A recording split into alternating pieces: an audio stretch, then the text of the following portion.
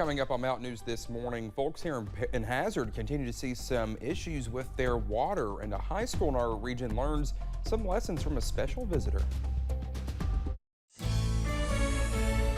Dedicated to Eastern and Southern Kentucky, this is WYMT Mountain News this morning.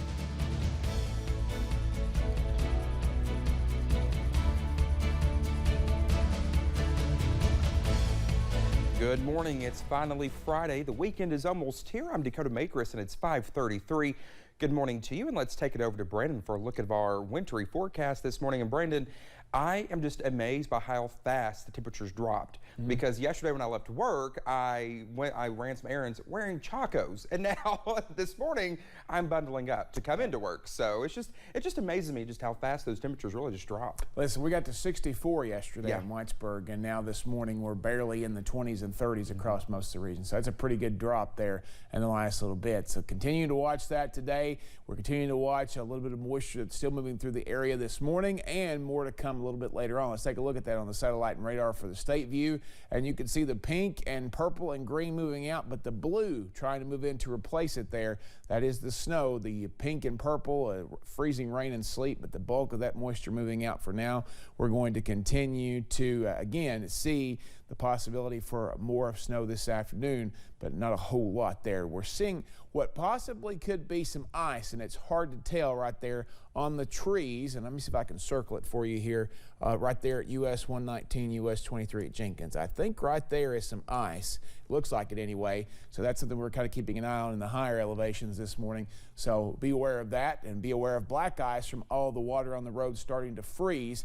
We see temperatures continuing to fall. They've stabilized for the moment, but everybody pretty much close to freezing or below that. Only exceptions, 36 in Middlesboro and Jacksboro, 34 in Harlan. Statewide, temperatures already down into the low to mid-20s across Paducah, Owensboro, and Louisville, Lexington too, all the way up to Cincinnati in those 20s. But look at the Tri-Cities, still at 55 degrees this morning on the other side of that front. Your 12-hour planner for today, we're going to slowly continue to go down into those upper 20s, and we'll see temperatures stabilize, but then start to fall again as we get past sunset at 6:01. Dakota? All right, Brandon, thank you. Well, we've been taking a look at conditions here in Hazard as temperatures drop this morning. And let's check in with meteorologist Cameron Aaron. Cameron, I have a question. Are you seeing any ice out there forming on trees? So far, Dakota, all is good in terms of ice. Behind me here, we have this bush, and all things, it's looking to be just wet at this hour. We're looking at wet sidewalks and wet streets and wet grass, but we are watching out for some possibilities of some black ice forming later on this morning as temperatures continue falling off into those upper 20s and lower 30s. Now, I did overhear you mention you were wearing Chacos yesterday, and I can tell you now, this is definitely not Chaco weather anymore. This cold air has come into Perry County, and we are pretty frigid out here right now, and we get pretty cooler as we get through the rest of your Friday. So really the big message this morning, even if you're not waking up to ice, like we're not looking at much ice here just right now.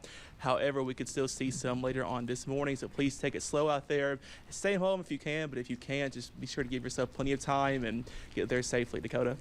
All right, Cameron, thank you so much. We appreciate you. Ice and snow are in the forecast from the Rockies to New England today. The wintry weather has made roads virtually impassable in some areas. It's also causing widespread power outages. At one point, more than 300,000 homes and businesses were without power last night. Bradley Blackburn is in New York with the latest on the storm.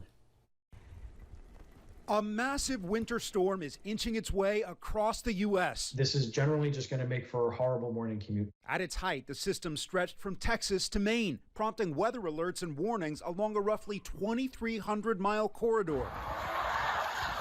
As temperatures fell, ice became a primary concern. Indiana deployed its National Guard to assist stranded drivers. The snow right now is pretty powdery. Sometimes temperatures will rise a little bit, it'll melt, and then it'll drop and it'll turn into ice. That's where I think we're really concerned. The ice is the real killer out here. Hundreds of crashes were reported in several states. A 16-car pileup left 6 people injured near Memphis. Everyone's going about 10 miles per hour on the side roads, and it is slick. The weather is wreaking havoc on air travel as well. Megan White and her husband were lucky to get out of Louisville. We're going to Cancun. I don't care what's happening. We're going to end up going to Cancun. Definitely. We need this vacation. On Thursday, more than 5,000 flights were canceled. More are expected today as the storm moves over the Northeast. Bradley Blackburn, CBS News, New York. Well, back here in Perry County, a state of emergency continues in Hazard due to a water shortage that was announced earlier this week. But city officials tell us crews have been working around the clock restoring those services. City Manager Tony Eversole says the north end of the county should slowly get water, while the mayor says the south end is in good shape. We're making repairs, and we made leaps and bounds each and every day. And people need to think, too, we're on day 4, but we've all lived through where it's been weeks. Well, the state of emergency will remain in effect a few days after service is fully restored, so crews can double check that systems are working correctly. Well, Kentucky State Police announced the indictment of a Knox County man on manslaughter charges Thursday. Crick Golden was indicted on charges that resulted from a deadly crash in 2021. He was taken to the Knox County Detention Center. Families across the country and in our community know the pain of losing a loved one in a road or highway crash. We just saw last week in Pittsburgh how failing infrastructure can make driving dangerous. When a bridge collapsed, now the Department of Transportation says it has a plan to make roads safer. Washington News Bureau's David Aide spoke with Transportation Secretary Pete Buttigieg.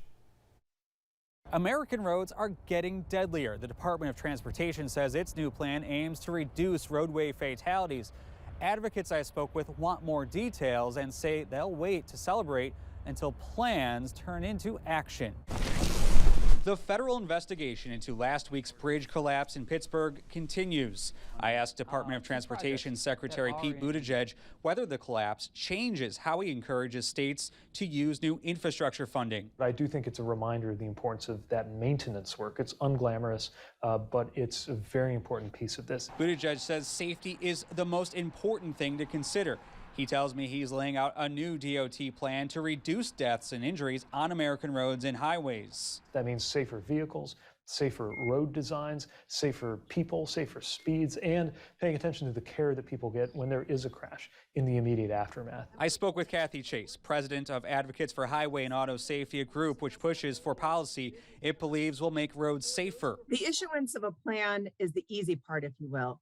The implementation of it is where the rubber hits the road. Chase tells me Buttigieg's plan is a good start, but she says it's light on specifics and she needs to see immediate action from the DOT before there's anything to celebrate. And we really need the U.S. Department of Transportation to get going on some of these rulemakings, especially considering the skyrocketing fatalities that have been happening on our roadways. Data recently released by the DOT shows more than 31,000 people died in vehicle crashes during the first 9 months of 2021, the deadliest 9 months on American roads since 2006.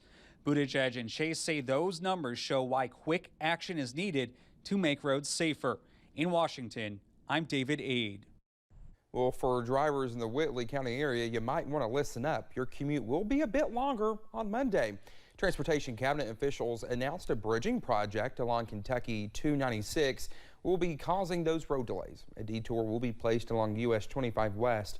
Transportation crew members are asking drivers to be aware of the work zone and to drive safely on the planned detour. The project is planned to begin Monday and possibly be completed by March 23rd. Well, making a stop in Knox County on Thursday, Miss Kentucky Haley Wheeler spoke with Barberville High School's Jobs for America's graduates. Our Chaz Jenkins has more on her visit. Giving a speech on leadership, hoping to offer some advice. Make sure that they know that I'm not above them, I'm with them, and I'm leveling with them when I'm telling them this, because I want them to succeed just as much as they want to as well. So I think it went well. Hopefully they received it and that they'll carry on what I said. Teaching students the importance of never giving up.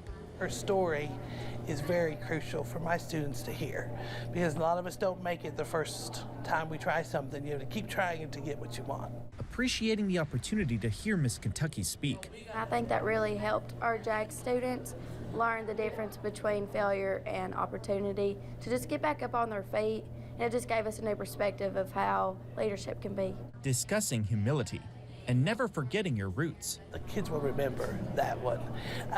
But we do need to remember people in our lives who support us and give those thank yous and that appreciation for the work that they've done in our lives. Confident in a program worth fighting for.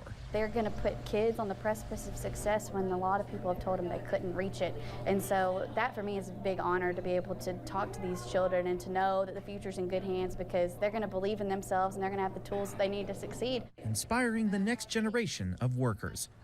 In Barberville, Chaz Jenkins, WYMT Mountain News.